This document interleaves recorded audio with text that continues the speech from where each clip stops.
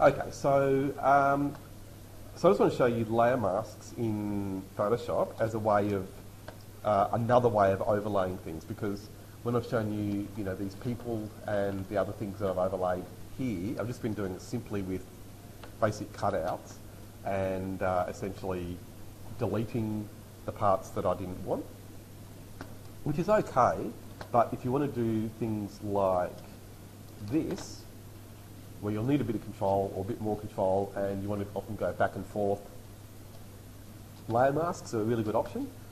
Now I'm hoping to get this rendered to finish, but I don't think it's going to be done in time, so I'll just do it with what I've got. So,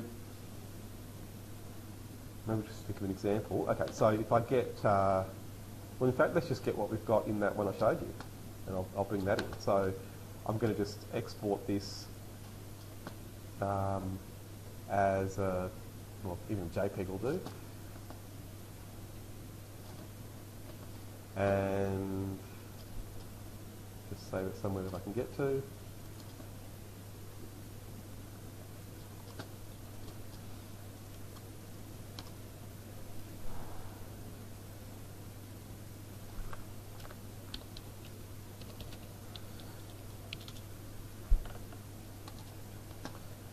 Okay, so this is, what, page 7. Okay, so I'm just going to go and open that thing that I've just saved. There it is. Okay, so I've got this, and I want to bring those change rooms across into my other file. So I'd say, in fact, I know this project well, and she modelled those cross pieces. I know that, and you can see the shadows there in 3D, but then all of the things you can see inside, the clothing and the curtains there, whatever it's meant to be, was just overlaid in Photoshop. So I'm going to bring the whole thing across. So using the polygonal lasso, I'm going to then just select the things I want. Very roughly, so you can see I'm not trying to be precise at all. And I don't need to be because of the way I'm going to overlay this in Photoshop.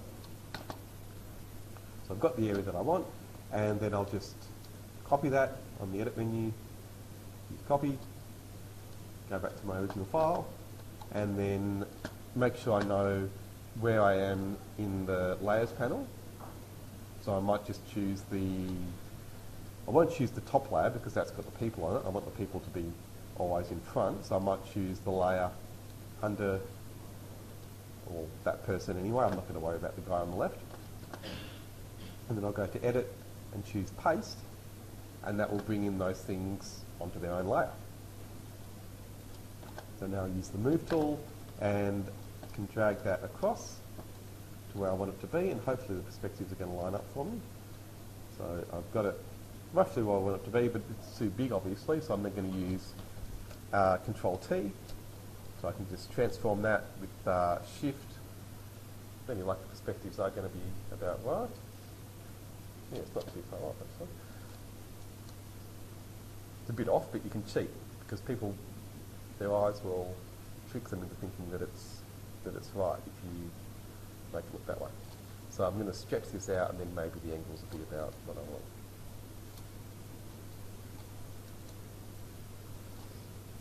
It's getting a bit hard to see there, so I'm going to adjust the opacity, and then I can see the background there as I stretch my my object. Yeah, probably about right.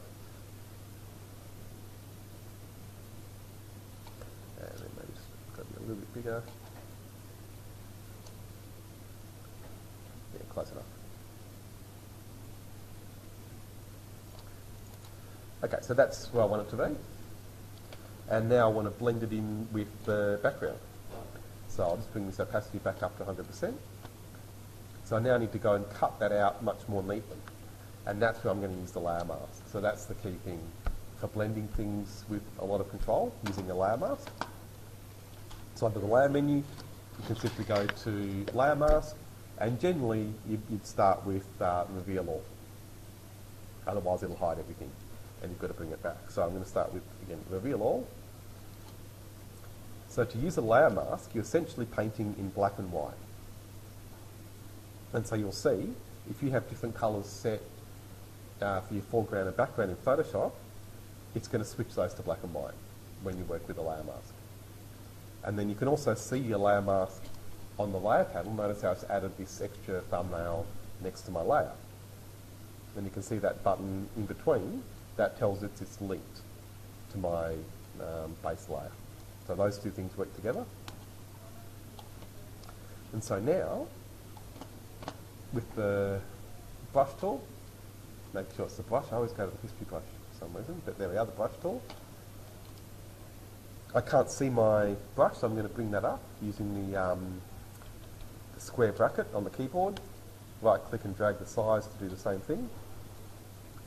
So I'm painting, and nothing's happening because I'm painting in white.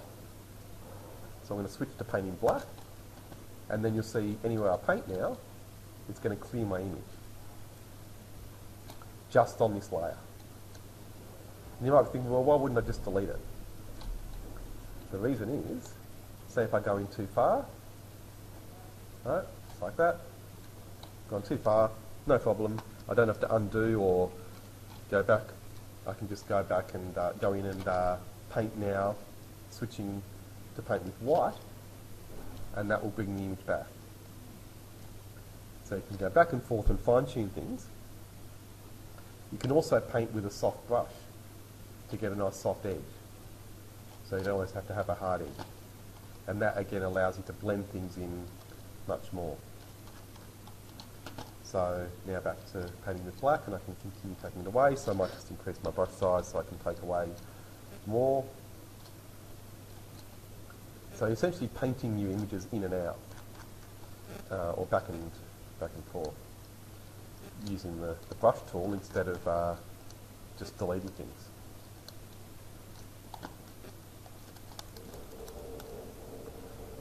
So it just gives you a bit more fine-grained control, I suppose, over the way you're combining things. So I'm just zooming there with the Alt key if you're wondering how I'm doing that. Using the wheel. Now I can go into here and then paint this away. There we go. Oh, just holding down Alt and then use the wheel, just like Revit. Yeah, that's great. Again, Adobe, they're stubborn.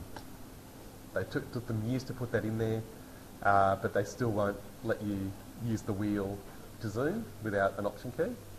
But another, actually a nice one, because you know that normally when you use the wheel in Photoshop, it goes up and down. You're probably thinking, well, that's pretty pointless. If I only go up and down, why do I want to use the wheel?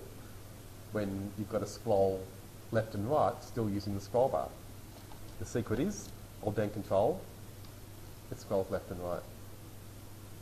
And then it makes sense. So up, down, left, right, just not too bad, and then Alt to zoom in and out. But I wish Adobe would stop being so stubborn and just have the same options as every other program, and make everyone's life much easier.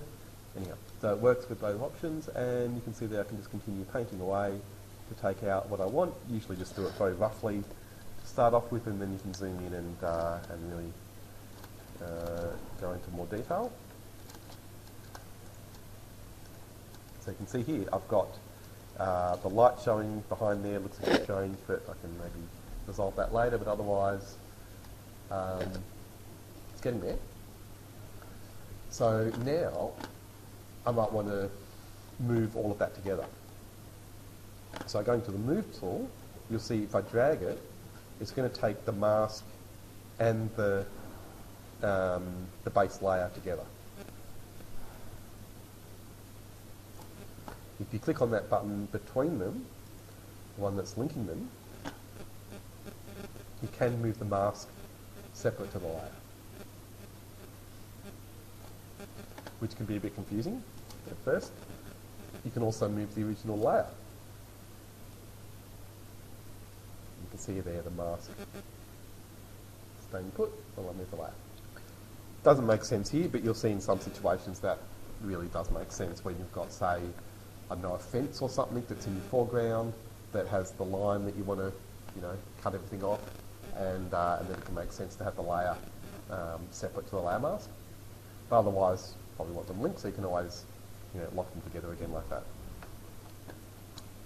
So I, like I said, really like layer masks because basically you get that option to go back and forth, and it's non-destructive, so the original image is always there, and that's, I think, why it's generally a better approach than just deleting. And I've gone and painted into my my original layer, so I'm just going to go back. Oh, why don't we? You can use magic wands. You'll find not many people who use Photoshop a lot really use the magic wand tool very much. It's only really good when you've got big blocks of colour that are where the colours are very similar. Otherwise, it doesn't often work too well. Yeah, but you can of course use it. Sorry, I'm just going to get my history panel back up and go back a bit more. There we go. And so maybe just to finish off there, I'll show you again the mistake I've been making is that I keep painting and it's painting the colour, right, that I've got set over here. So why is it doing that? Because I've selected the layer, the original base layer, and I need to be on the layer mask to be cutting things away. And there we are, so now it's working the way I want it to. So, yeah. And you can just keep going smaller and smaller and get right into detail. And do some amazing things. It's just beautiful the way you can really blend, get nice soft edges. And if you ever look up, there's something called deep etching, which I think is a bit of a stupid term actually, because all the examples I've ever seen about deep etching, they're not using this technique. They use a much simpler technique and try and make it easy and use like the pen tool and things like that. It's primitive. It looks terrible when they do it like that. Most people don't notice because they're not looking at that level of detail, but trust me, this is better than deep etching. And it actually does what deep etching is supposed to do when you do it like this. So that might help you later if you ever get to look at deep etching. One of those things that is often considered a kind of advanced thing in Photoshop, but you'll see that if you look at any of the graphics websites where they say, oh, this is deep etching and we'll show you the pen tool, or that using feathering or one of those things to cut out images from a background, it won't be as nice as this. So layer masks, like I said, brilliant tool, and yeah, you can do lots of other things with them, but this is probably the thing I do the most, just blending layers together like this by going really into detail around the edges and just getting those blends really perfect. And yeah, so the real tip there, apart from going into detail, is that you use a soft brush to go around the edges. And that actually reflects the way light really behaves, because at the edge of an object, you don't usually see a hard edge. You're seeing a blend. Those pixels should be a blend of the object in the foreground with a bit of the background coming through. So that's why you want a soft edge rather than a hard edge. And if you zoom right in there, you'll see. Right, see how we've got the edge there? It's not just a hard black edge. It's got those pixels there that are actually a blend of the background with the foreground. And there we are.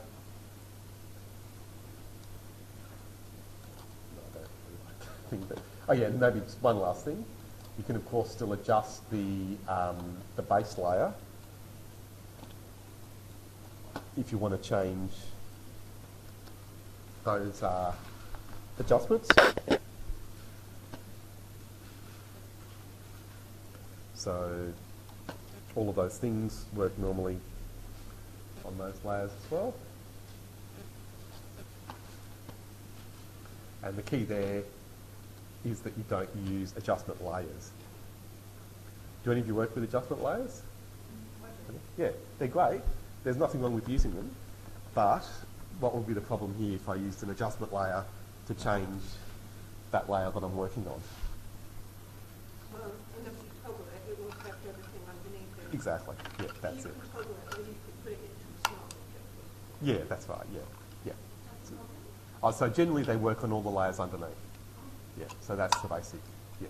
You can turn that off, but yeah, it's often easier if you just want to adjust the layer that you're working on, just use the regular adjustments. and that's it. Yeah. Otherwise, yeah, layer masks obviously are good for what they're meant for, but again, sometimes I think people just don't know that you've got the adjustments option there, and they just go straight to layer masks when they start to work with, so not layer masks, adjustment layers. Once you see layer masks and you see, oh, there's adjustment layers, and we can do those, but again, just watch out for those. And that's it. So, yeah, hopefully that'll give you enough to be able to blend anything that you need together. I'll show you a few other examples. So, all of these are done in a similar way. So I'll show you a few others. Oh no, sorry, I think I've got all the ones on it. Yeah, these are from other projects. These are much further along when you're working on bigger things later on. But again, I help the person who did this. That is mostly layer masks in there, even just to cut out the people.